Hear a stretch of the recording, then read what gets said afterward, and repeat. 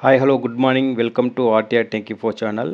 ఈరోజు TS EAMCET 2024కి సంబంధించినటువంటి కౌన్సిలింగ్కి అవసరమైన సర్టిఫికేట్స్ ఏంటి, ఒకవేళ మనం కౌన్సిలింగ్లో ఒరిజినల్ సర్టిఫికేట్స్ ఇస్తే మళ్ళీ ఇస్తారా ఇవ్వరా అనే విషయాలు క్లియర్గా ఎక్స్ప్లెయిన్ చేస్తాను కాబట్టి స్కిప్ చేయకుండా వీడియోని చివరి వరకు చూడండి.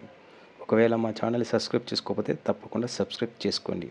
సో సర్టిఫికేట్స్ వచ్చేసి మనకి టీఎస్ ఎంసెట్ 2024 ర్యాంక్ కార్డు, అదేవిధంగా టీఎస్ ఎంసెట్ 2024 హాల్ టికెట్, ఇవి రెండు మనం వెబ్సైట్ నుంచి డౌన్లోడ్ చేసుకునేవి ఉండాలి.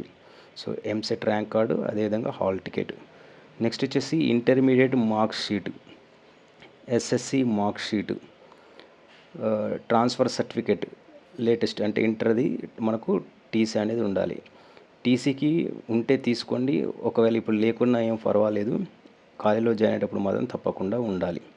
నెక్స్ట్ వచ్చేసి స్టడీ సర్టిఫికేట్స్ అంటే బోనోఫైడ్ సర్టిఫికేట్ 6th నుంచి ఇంటర్మీడియట్ వరకు మీరు డిఫరెంట్ స్కూల్స్ అయినా ఒకటే స్కూల్ అయినా మీరు అన్నీ కలెక్ట్ చేసుకొని పెట్టుకోండి. బీసీ ఎస్సీ ఎస్టీ వాళ్ళు క్యాస్ట్ సర్టిఫికేట్ తీసుకొని పెట్టుకోండి. అదేవిధంగా ఇన్కమ్ సర్టిఫికేట్ కూడా లేటెస్ట్ అయి ఉండాలి, అది కూడా 2024 జనవరి నుంచి తీసుకొని ఉండాలి. ఇన్కమ్ సర్టిఫికేట్ రీంబర్స్మెంట్ రావాలంటే మీరు ఏదైనా తప్పకుండా ఎంత ర్యాంక్ వచ్చినా సరే కానీ మీకు తప్పకుండా ఇన్కమ్ సర్టిఫికేట్ ఉండాలి. నెక్స్ట్ వచ్చేసి ఇన్కమ్ సర్టిఫికేట్తో పాటు ఈడబ్ల్యూఎస్ అప్లికేబుల్ అయిన వాళ్ళు తప్పకుండా ఈడబ్ల్యూఎస్ తీసుకొని పెట్టుకోండి. ఒకవేళ మీరు ల్యాండ్ లోకల్ వాళ్ళు అయితే మీరు రెసిడెన్స్ సర్టిఫికేట్ తీసుకొని ఉంచుకోండి. ఆధార్ కార్డు ఉండాలి, అదేవిధంగా స్పోర్ట్స్ కేటగిరీ వాళ్ళు కూడా మీకు సంబంధించిన సర్టిఫికేట్స్ అన్నీ జాగ్రత్తగా ఉంచుకోండి. వీటితో పాటు మీ ఒరిజినల్ ఆధార్ కార్డు కూడా భద్రపరచుకోండి. అలాగే మైనారిటీ కేటగిరీకి చెందిన వాళ్ళు మీరు తప్పకుండా మైనారిటీ సర్టిఫికేట్ తీసుకొని పెట్టుకోండి. సో నేను ఇప్పటివరకు చెప్పినటువంటి ఈ అన్ని సర్టిఫికేట్స్ అన్నీ మీరు ఒరిజినల్స్ దగ్గర పెట్టుకోండి. అదేవిధంగా జిరాక్స్ సెట్ ఒక 3 తీసుకొని ఉంచుకోండి. సో మీరు కౌన్సిలింగ్లో ఈ ఒరిజినల్స్ ఇచ్చినప్పుడు వాళ్ళు వాటిని చెక్ చేసి మళ్ళీ మీకు ఒరిజినల్స్ అనేటివి మీకు తిరిగి ఇస్తారు.